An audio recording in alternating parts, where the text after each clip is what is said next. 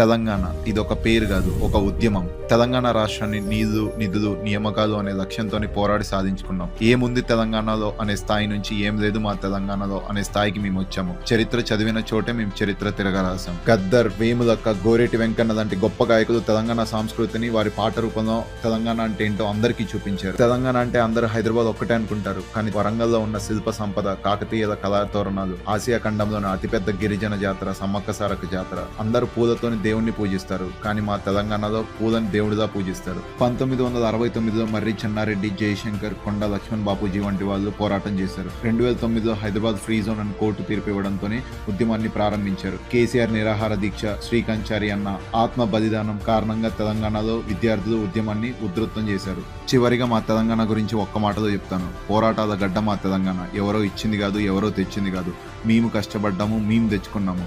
ఎంతో మంది ప్రాణత్యాగాలు, ఎంతో నిరీక్షణ, ఎన్నో ఉద్యమాల తర్వాత జూన్ 2, 2014 మా తెలంగాణ మాకు వచ్చింది. ఇది మా తెలంగాణ రాబాయ్ అని గర్వంగా చెప్పుకుంటాం ప్రపంచంలో ఎక్కడున్నా. That's my Telangana. జై తెలంగాణ. నా తెలంగాణ కోటి రతనాల వీణ.